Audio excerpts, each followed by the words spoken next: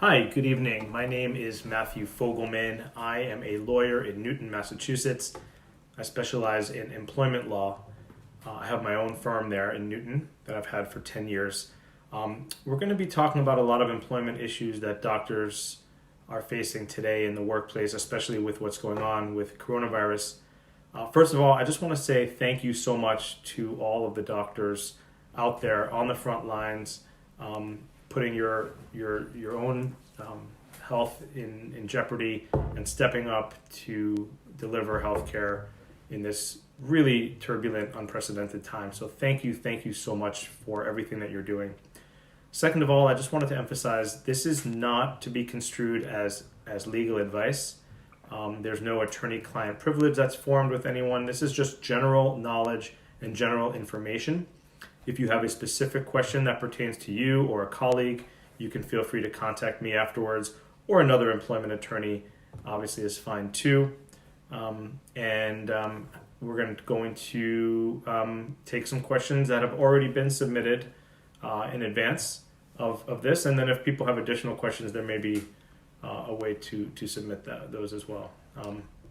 In the chat, I'm not quite sure about that actually, but we have a bunch of questions that have already been submitted, so we're going to start with those. Thank you. Great. So first question, to meet the overwhelming clinical need, physicians are being asked to work outside of their delineation of privileges. Is there any malpractice risk for physicians to practice outside of their scope? Yes, so this has to do with malpractice risk and scope, and I want to talk about scope in general as well. So I would say the answer is yes, there probably is some malpractice risk to practicing outside of your scope. I would also say that I think most medical malpractice attorneys would be very hesitant to bring a medical malpractice case given what's going on with COVID-19. It's a climate where obviously doctors and other medical professionals are being praised and revered for their work. And just as far as tone in a courtroom, I cannot imagine a jury that would be particularly forgiving, I think, to a doctor or to a hospital for trying during this time to provide patient care. However, of course, it is still a risk. Yes, I would talk to your employer about this if you're being asked to work out of scope. First of all, let me talk about out of scope. You may be asked to work out of scope if it's something that you are not. If you're comfortable with doing it, that's fine. You still want to talk to your employer about malpractice coverage and how that would work if somebody did bring a claim. But if you're not comfortable with working out of scope, this raises a really serious problem. You may not be comfortable because you may not feel that you're adequately trained to provide coverage. In the ICU, if you're a gynecologist or a radiologist. So you also may not want to put your own safety and welfare in jeopardy. It's sort of not what you signed up for necessarily when you went into the field that you went into. So there are laws that could protect you. There's an OSHA law that has to do with a safe workspace. If you're being asked to work in an unsafe way, there are laws that protect you if you say no. So obviously these are very fact-specific situations. But certainly if you are being asked to work outside of your scope of practice, it's something that needs to be considered very carefully, and I would probably recommend you speak to an attorney about it. Nope. Sorry. A little technical difficulty. Can a healthcare system mandate that physicians volunteer to work in clinical areas? Pardon That's me. you. I'm not. And only one. I'm not sick. And Sorry, say that one again. can a healthcare system mandate that physicians volunteer to work in clinical areas outside of their scope? What about residents and medical students who are paying tuition? And there was another example. Well, let's start with the volunteer. Okay. So the question is, do you have to volunteer?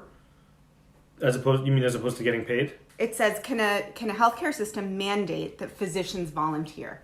Okay, so I guess there's a little bit of unclarity in that question. Does volunteer mean you say, yes, I am an anesthesiologist, but I'm willing to go work in the ICU. I volunteer for that. That's one possibility. The second possibility of the word volunteer is to work for free, i.e., not get paid.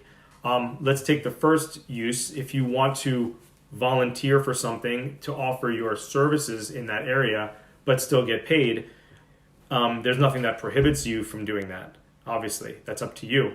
The question is, can the hospital mandate that you volunteer? I would say no, because then you're not really volunteering. They're mandating, they're ordering you to do it. That would go back to the first thing I said, which is about the comfort level of whether you're willing to do that or not.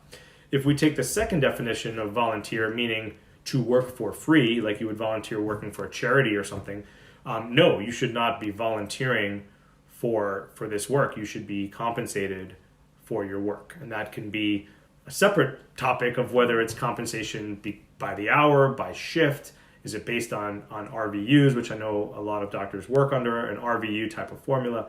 But no, you should not be working for free. I think there's a question later about salary and salary reduction, so we'll get to that.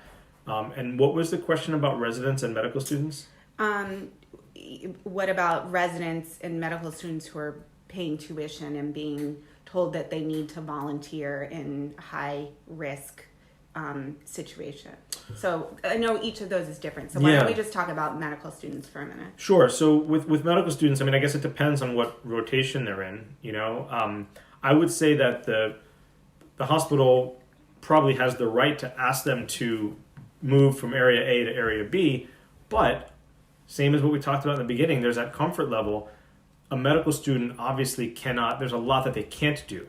They're just not, never mind they're not a doctor trained in that area, haven't even graduated. So in that case, I would say the first stopping point would be for them to talk to their medical school. Whether it's the dean or someone at the medical school who they can go to say, look, I'm being asked to do X, Y, and Z. I'm really not comfortable with that. Not only am I afraid for my own safety, but from a patient safety perspective. So I would say first stop would be talk to your medical school. And if you have to do something that you feel unprepared for, because that's a rotation you're in, obviously you want to make sure that you're as supervised as you can be, and that you're not being asked to do something that's way outside of your ability. Now, there's a question about somebody who today, there was a group in Massachusetts that was being asked to sign a contract amendment about a salary cut. Contract amendment about a salary cut. So it depends on what the contract says. Some of you may be under a contract and some of you may be not under a contract. If you have a contract, the first thing to do would be to look at the contract and or hire an attorney to review that contract for you. So a lot of times lawyers say it depends. So this is kind of one of those it depends situations. The first thing is that it depends on what the contract says. If you're in a 2-year contract, let's say you have a 24-month contract to provide XYZ services, and you're in month 8 or 9 or 10, the employer cannot come to you and say, we're going to rip up this contract. Here's an amendment. We're going to cut your salary by 20%. You have a contract. After 24 months and the contract's over, they might be able to present you with a new contract with a lesser salary amount. And then that can be negotiated, and we can talk about that later. So check the contract. There may be a clause in the contract. It's called a force majeure. It's a legal term. It has to do with unforeseen circumstances and acts of God. Query whether this coronavirus counts. I would say probably not. But there may be certain circumstances where the contract cannot be fulfilled. Let's say, God forbid, the hospital blows up or there's a fire and there is no hospital and therefore you can't work and therefore you can't fulfill your contract. That's an example of an unforeseen circumstance where the obligations of a contract cannot be fulfilled. That is very different from amending a contract midstream to change the compensation terms. That would not typically be allowed, and that would be considered a breach of contract. If you are being asked to do that, again, check with an attorney. You have to have an attorney review the contract. And if the contract is, like I said, a 24-month contract and halfway through they want to change the terms, the answer is no. I mean, just don't sign that new contract. Next question. I got furloughed, and now mid-levels are the only people in my clinic. Assuming that's a way to save money. Is this legal? Yeah, interesting question. It probably is, unfortunately. Now, why did you get furloughed, though? Was it because, if you spoke up about something, if you complained about PPE, if you raised concerns about getting paid or PPE, that's different. You would have protection from that. And if you got furloughed for that, that would be considered some sort of retaliation, and you should speak with an attorney. If the company simply made a business decision that they want to have mid-levels instead of doctors, I mean, even if you would say it's wrong, it's unfair, it's unreasonable, that doesn't mean that it's illegal. And so I don't know that that's a coronavirus question. I think that's just a general question for practices. Can a practice go with mid-levels instead of doctors? The answer is that they probably can. The other thing I would check, though, for that is there some sort of policy or guideline that your practice has, that the practice or the hospital has, where it says, for example, I'm making up these numbers, but we need to have 3 physicians, 2 mid-levels, and so forth.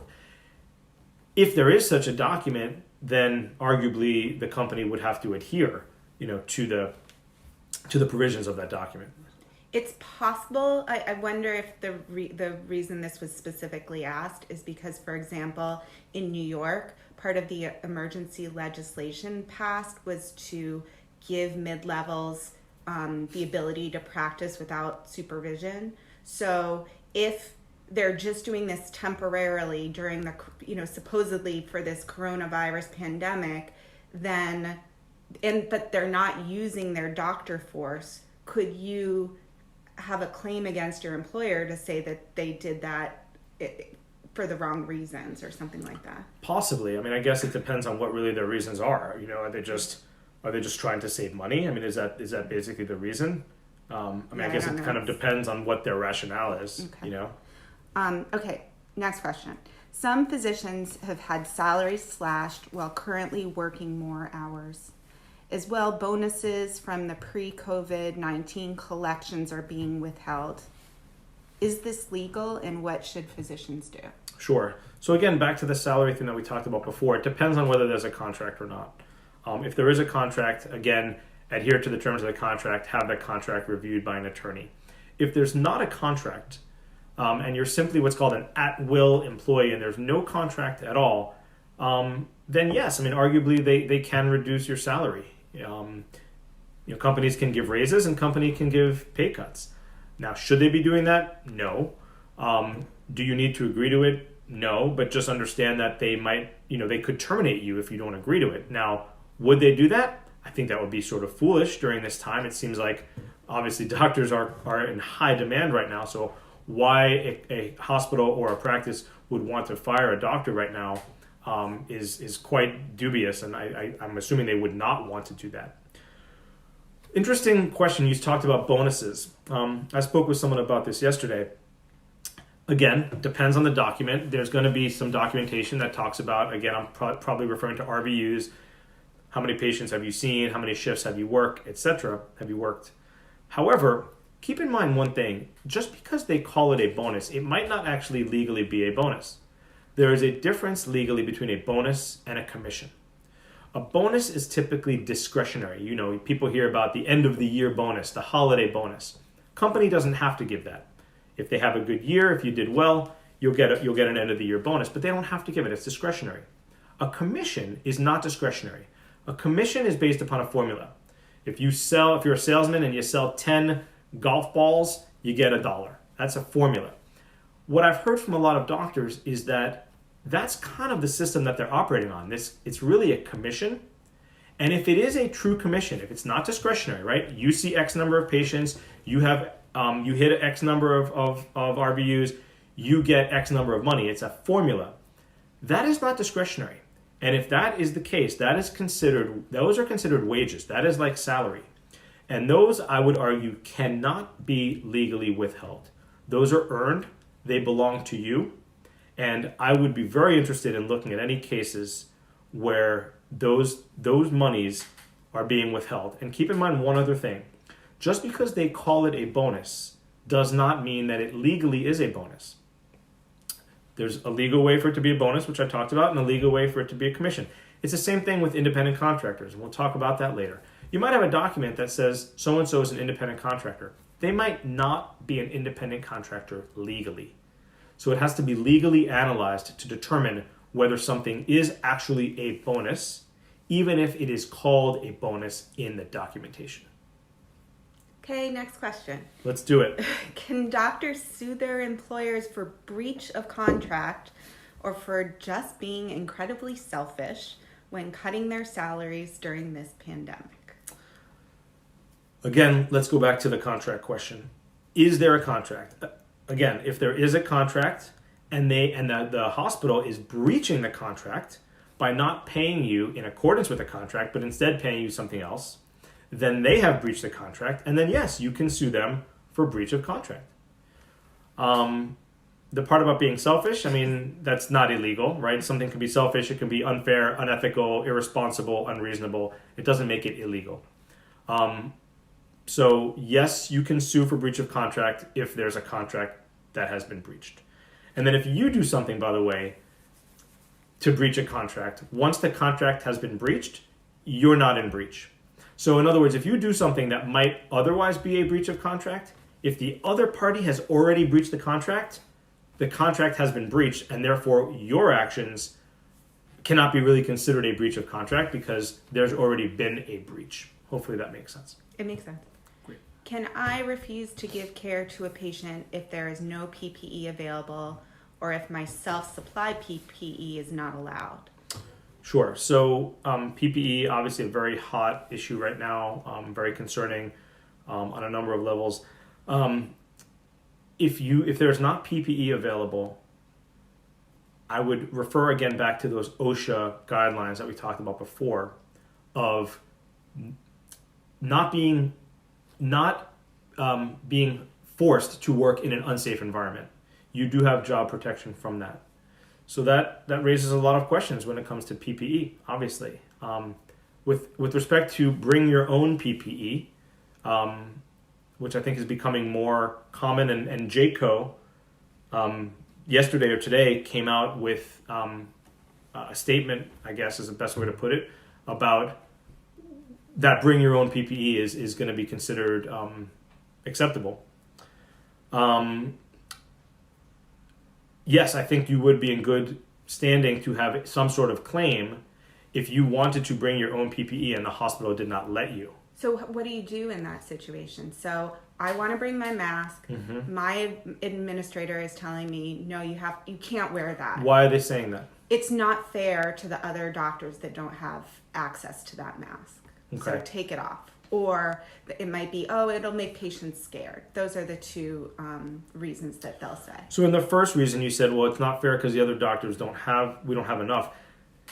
Is that, do I presume then as part of your question that the hospital does not have enough? Well, because that's its own issue, right? Right.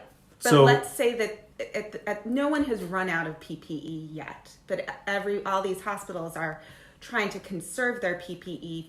They're coming up with plans because the strategy is that they may run out. Right. I thought some hospitals had run out of PPE. We've seen things in the news of nurses wearing garbage bags. Yeah. No, I'm just talking about my local examples. Yeah. In Massachusetts, hopefully that's true. Nationwide, in New York, I think it may not be true. But yeah, that's a tough call. I mean, if they're saying it's going to scare the patients, that's just foolish, quite frankly. And your safety and the patient's safety comes way before an administrator saying that masks are going to scare a patient. So I would insist upon wearing it if that's what you think is the best practice or the safest practice. I would insist upon wearing it. And I just can't imagine that a place would send you home or refuse to let you work or fire you for your insistence upon wearing PPE. But if they did? If they did, then I think you would have a valid legal claim under OSHA and perhaps under state laws, and depending on what state you're in, again, an attorney can take a look at that. But that would strike me as absurd and really, really unfortunate if that were to occur. The next question is that still in this PPE, guidelines regarding PPE continue to fluctuate, and some specialists in the medical community have no confidence in what the CDC is recommending. Physicians and other healthcare workers are being fired and written up for protecting themselves with their own PPE. What should a physician do if they have been written up, silenced, fired, or put in harm's way? Sure. I think kind of consistent with what I said in the previous question. Certainly, you want to communicate with whoever you can at the hospital, whether that's your boss, the CEO, the president, human resources. You want to get those concerns that you have documented.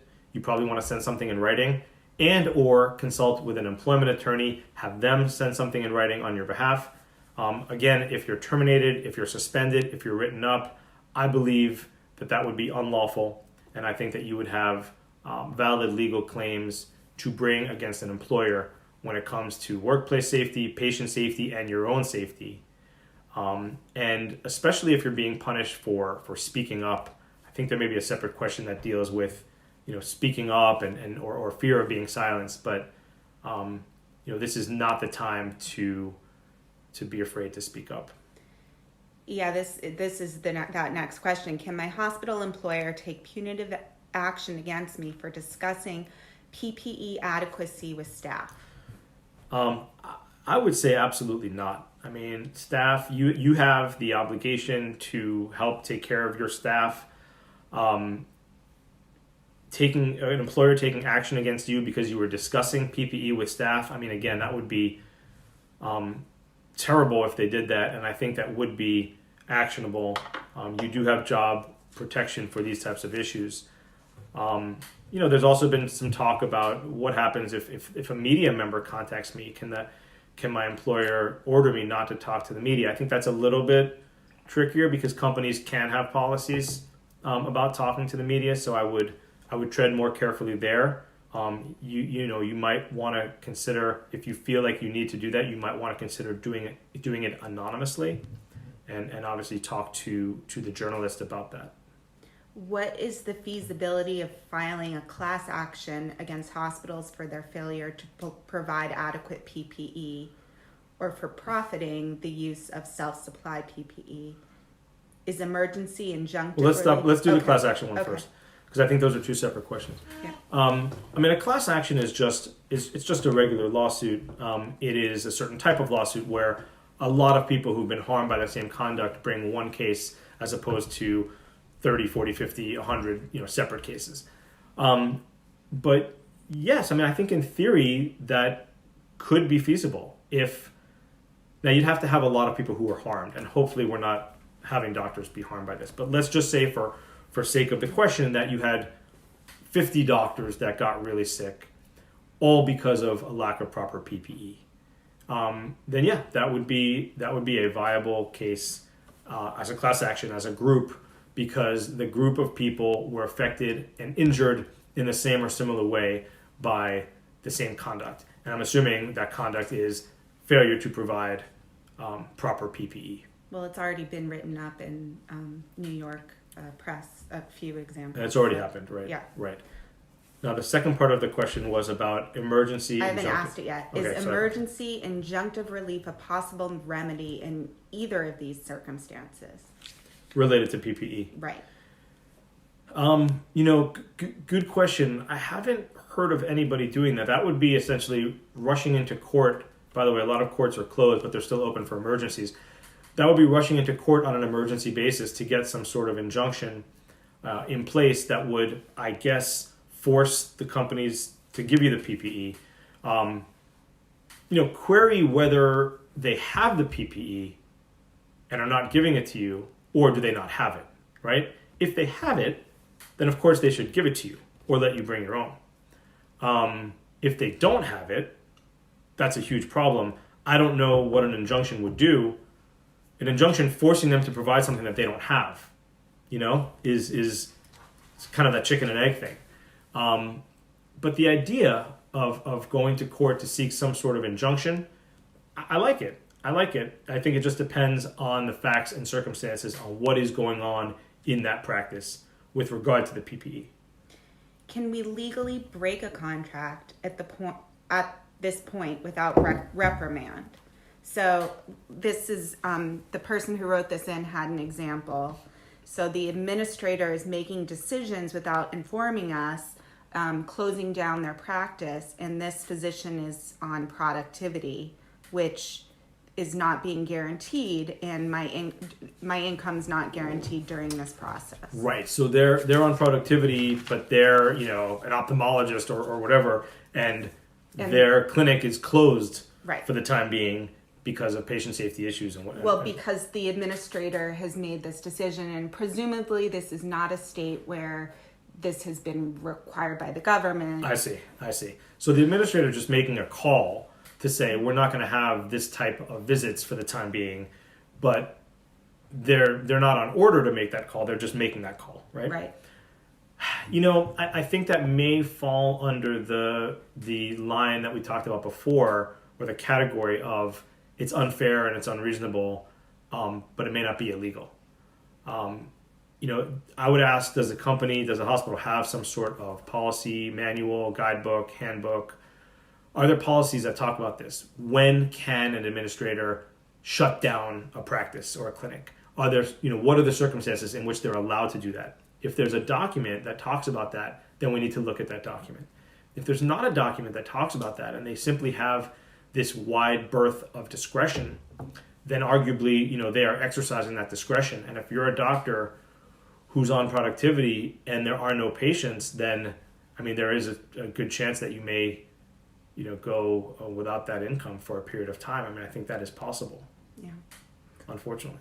Can you distinguish between the rights, workplace protections, and obligations of hospital employees and independent contractors?